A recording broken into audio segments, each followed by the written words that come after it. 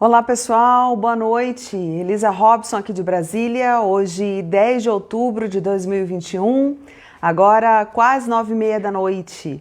Tudo bem pessoal? Neste domingo, aqui no meio do nosso feriado, tivemos a repercussão de uma notícia muito importante, né, que ela na verdade já vem sendo dada algumas semanas, né? Na verdade, quase há uns 30 dias veio uma das informações mais importantes e a repercussão veio acompanhando agora uma série de noticiários, de informações sobre isso. Até que chegou, então, a essa grande repercussão que está tendo as denúncias, as revelações da jornalista espanhola Cristina Segui. Então, ela está trazendo uma série de conexões, na verdade é um tabuleiro enorme, com muitas peças complexas, né, e que são vários nomes, as conexões, as interligações que acabam envolvendo desde Nicolás Maduro até o Hezbollah, até o Talibã no Afeganistão, Foro de São Paulo e enfim, né, todas as conexões lá na Espanha, em Portugal e Estados Unidos também. Então, assim, uma grande rede que ela traz com muitos detalhes e muitos nomes, mas o que nos interessa, né, além de todas essas conexões, é saber o que está acontecendo aqui no Brasil, qual é a nossa relação com tudo isso, né, que, ao que ela já mostrou, é uma relação bem estreita, né? Bem estreita, sobretudo porque também se trata aqui do envolvimento pesado da América Latina, de líderes políticos, né, da América Latina, sobretudo, né, da esquerda, que é onde ela mais bate, fala o tempo todo e traz informações. Faz sentido tudo isso que ela tem falado? Será que todos esses detalhes que ela trouxe à tona, como eu até coloquei o vídeo aqui que foi veiculado no Jornal da Record, isso tudo faz sentido, né? Então, nós temos muitos motivos para acreditar que sim, tá, gente? Eu vou explicar para vocês. Então, acho que agora já chegou bastante gente, vamos lá aos detalhes. Então, a Cristina Segui fala o seguinte, que existe uma rede narcoterrorista com raízes na Venezuela e ramificações espalhadas pelo mundo todo, que se utiliza do dinheiro obtido pelo tráfico de drogas para financiar campanhas eleitorais e conquistar governos na Europa e na América Latina. Então, são acusações, né, graves, né, são informações extremamente relevantes, e que nós precisamos entender o impacto que tem que ter no Brasil, né? Não pode se passar em branco com tantas informações assim, né, ligadas a nós, que aqui no Brasil não tem impacto. Tem que ter um impacto muito grande, né? E vamos ver se as nossas autoridades vão acompanhar tudo isso.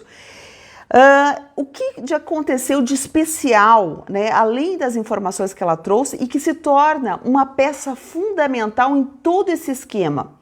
Bom, gente, vamos lá. É a prisão de um personagem chamado Hugo Carvajal, o Polo Carvajal.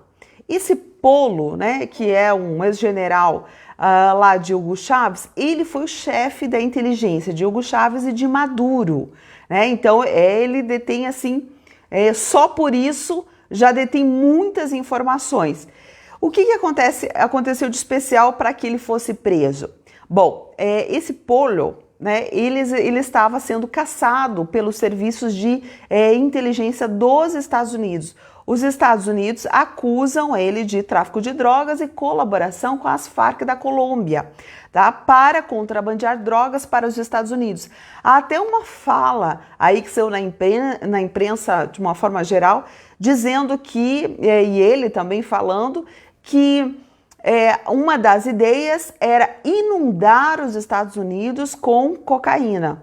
Então, tudo isso, inclusive, ele foi apontado como líder de um esquema que estava contrabandeando 5 toneladas de cocaína da Venezuela para o México, tá? Então, ele foi apontado pelo Serviço de Inteligência dos Estados Unidos como o mentor, né, o organizador de tudo isso. Então, é um personagem que foi...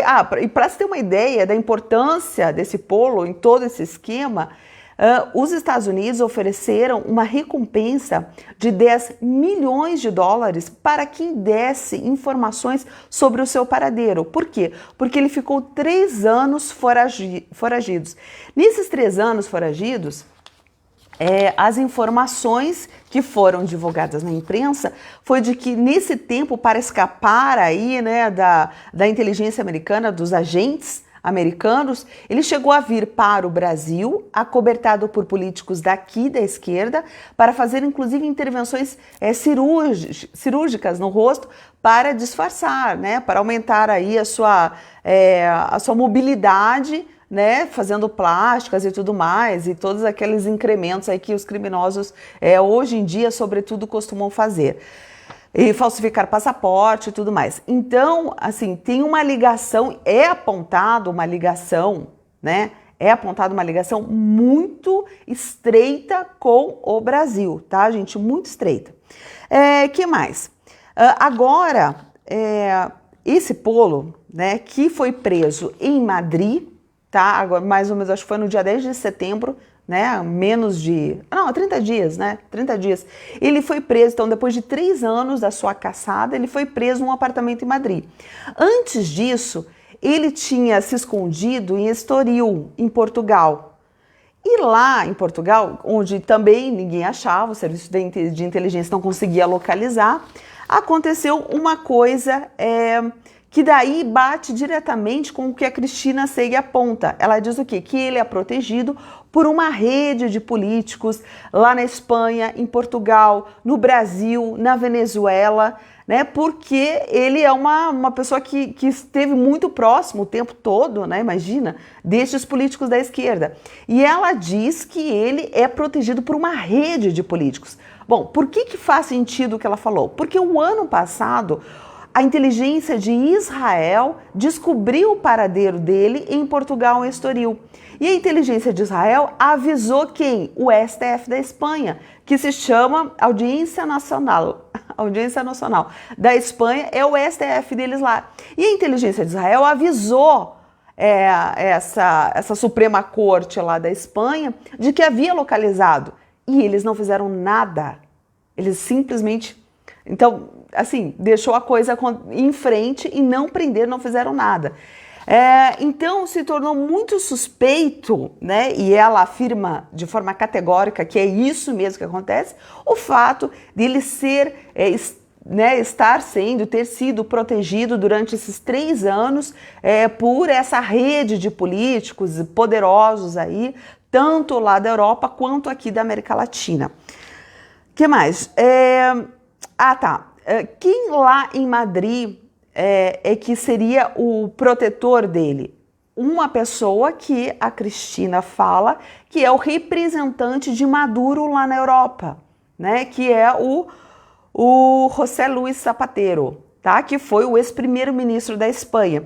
Diz que ele é o representante máximo lá de Maduro, do chavismo, né, na Europa, e que seria, então, o articulador principal para essa proteção e para as demais transações aí criminosas que envolve todo este caso. Que mais? Ela afirma também com todas as letras que partidos importantes da esquerda, inclusive do Brasil, são financiados pelo narcotráfico, tá? E é aí que ela chega a citar o quê? O PT, que ela cita o envolvimento de Lula, de Dilma, né? Que ela cita então a cúpula do PT com o Foro de São Paulo envolvidos em toda essa trama e sendo um dos partidos que foi financiado, né, por todo esse grande esquema aí, comandado aí por Polo, né, e esses líderes governamentais aí de Maduro até lá na Europa, na Espanha, em Portugal e mais outros por aí, tá? Então, neste momento nós nos perguntamos, bom, quem é a cúpula, né, do PT e quem que consegue facilidades aí, por exemplo, como a soltura de Lula e outras coisas. Aí que nós nos perguntamos, quais os nomes envolvidos? Temos José Dirceu, que faz parte dessa mentoria aí do PT, temos Lula, temos Dilma e temos um monte de nomes aí importantes da nossa política e que estão envolvidos, né, diretamente no comando de partidos da esquerda, neste caso, sobretudo do PT, que é ligado ao Foro de São Paulo e que, segundo a Cristina Seig, são todos financiados pelo narcotráfico, por essa rede imensa. São acusações muito graves, né, gente? Muito graves. E tem mais itens ainda que mostram o quanto pode fazer sentido tudo que ela está falando, e eu vou trazer aqui para vocês.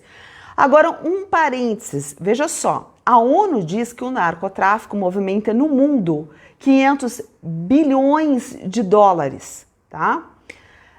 Por ano. E ela diz o quê? Que a ONU diz o quê? Que no Brasil a movimentação é de 17 bilhões de dólares. Mais ou menos 100 bilhões de reais. Se 10% destes 100 bilhões de reais que são movimentados no Brasil, segundo a ONU, forem usados para financiamento de partidos da esquerda, isso já dá 5 vezes mais o quê? O fundo eleitoral. Então, gente, nós temos que entender o quão grave é e o quão precisa ser investigado tudo isso, porque as conexões que transformam o comércio de drogas em fonte de financiamento de partidos e de políticos, estas sim são as verdadeiras ameaças à democracia.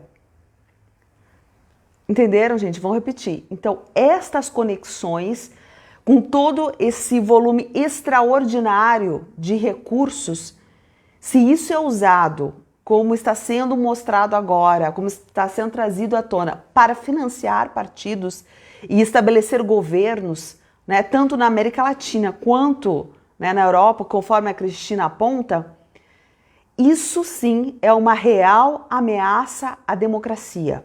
E é por isso que nós precisamos exigir mais informações sobre o que está acontecendo, quais são essas revelações, qual é o fundamento de tudo isso, né? E queremos investigações do nosso governo sobre este cenário.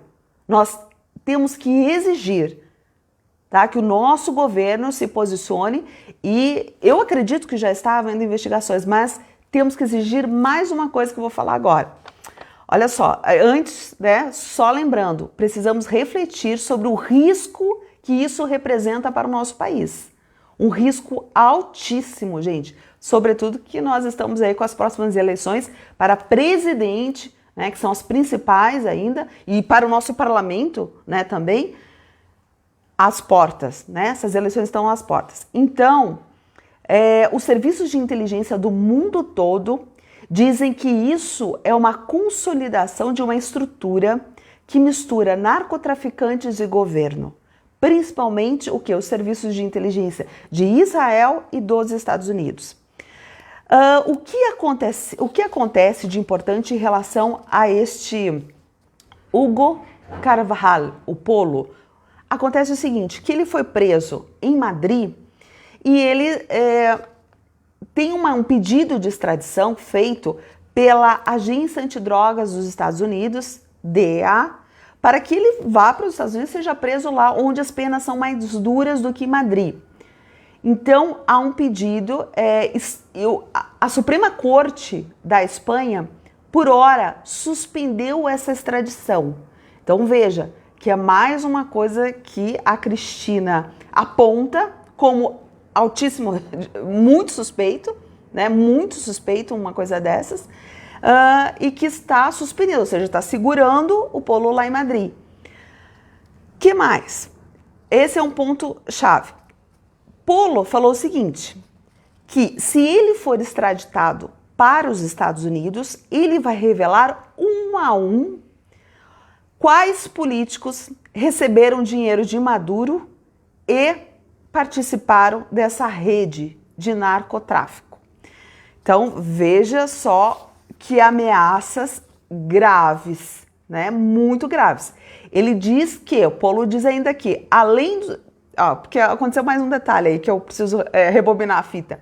Quando a agência de inteligência, os agentes dos Estados Unidos encontraram o Polo num apartamento lá em Madrid, eles apreenderam 4 laptops, né, que é, imagina, cheio de informações. E o Polo diz o seguinte, que se ele for extraditado de Madrid para os Estados Unidos, além dos laptops apreendidos pela inteligência americana, ele conserva pendrives e discos rígidos encriptados com transações feitas por todos estes políticos envolvidos. E o que nós queremos, o que nos interessa aqui para o Brasil? Nós queremos saber quais informações referentes ao Brasil, e aqui eu me junto aos questionamentos da jornalista Cristina Segui da Espanha e faço aqui o meu papel no Brasil, perguntando o seguinte, quais informações referentes ao Brasil estão nestes 4 laptops apreendidos pela inteligência americana? Queremos saber que informações são essas, se o governo brasileiro já tem essas informações. Acredito que sim, né? Acredito que isso é quase óbvio, que o governo brasileiro já tem essas informações. E nós queremos ter acesso, nós como sociedade queremos uma satisfação. Se essas informações estão nestes laptops lá dos Estados Unidos que tem informação sobre o Brasil, óbvio, né, depois de tudo isso que foi apresentado, né, a circulação dele no Brasil, as relações aqui com os partidos de esquerda, nós queremos saber que informações há sobre o Brasil nestes laptops apreendidos pela inteligência americana, que muito provavelmente já estão de posse do governo brasileiro. Então, nos interessa porque afeta o quê? A nossa democracia, afeta as nossas eleições, então afeta as decisões de um país inteiro, Então, nós precisamos ter satisfações sobre isso. Então, assim como a Cristina Segui está fazendo seus questionamentos lá na Espanha e o seu interesse maior é no seu país, eu faço também os questionamentos em relação ao Brasil, né? O que tem de informação do que já foi apreendido pela Agência Antidrogas dos Estados Unidos referente ao nosso país e principalmente referente aos políticos, né, aqui do nosso país e da esquerda brasileira. Ok, gente? Então, o que acontece neste momento é que o STF lá da Espanha, ok, que se chama Audiência Nacional, esse é o nome do STF, ele suspendeu por hora essa extradição. Temos que acompanhar, né, o desenrolar dessa história. Temos que acompanhar se vai haver alguma movimentação em relação a essa extradição de Madrid para os Estados Unidos, porque no momento que isso acontecer, e vamos torcer para isso, né, rezar para isso, que no momento que acontecer essa extradição, ao que tudo indica, muita gente vai ser abalada de uma forma irreversível. Muitos políticos do mundo inteiro, da esquerda inteira, serão abalados em relação a tudo isso. Então, nosso papel, por enquanto, é acompanhar, tentar buscar mais informações sobre essas conexões, né? Aguardar que o nosso governo brasileiro tenha essas informações e traga a público, né, esses dados, seja lá o que for, e vamos ver o que vai acontecer, porque se não houver essa extradição, e eu acredito que em algum momento isso vai acontecer, vai ficar muito patente que o que diz a Cristina Segui é plausível, né, gente? É muito correto. Tem um outro detalhe, 2 semanas atrás, Maduro também entrou com um pedido junto à Suprema Corte da Espanha para que o Polo fosse extraditado para a Venezuela.